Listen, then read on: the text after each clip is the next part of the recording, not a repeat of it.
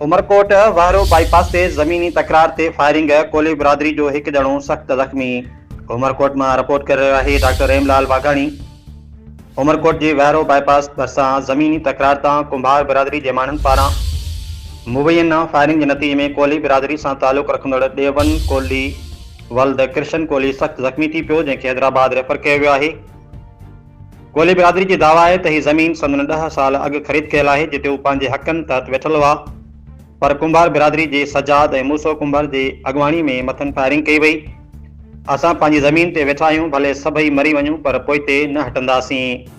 ज़ख्मियुनि के वारसनि जो मौक़िफ़। होॾां कोली बिरादरी जो मुतालबो है तो साईं सरदार शाह तैमूर टालपुर वाक़े जो नोटिस वठन, जवाबदारनि के फौरी तौर गिरफ़्तार किया वञे, ॿी सूरत में ज़िले भर धारणू हणण जो ऐलान किया वियो आहे। डॉक्टर हेमलाल वाघाणी, उमरकोट। गोली आई है इनके पास कुंभार आयो है, कुंभार एकड़ो पेट्रोल खणी आया मुझे आयो है, मुझे मारे जडे मुझे धक्का आयो है, कुंभार आयो है, मुझे पिला तो सदी अधे जाए यार, कुंभार आयो है, बंदूक आई है मुझे यार, धक्का में बंदूक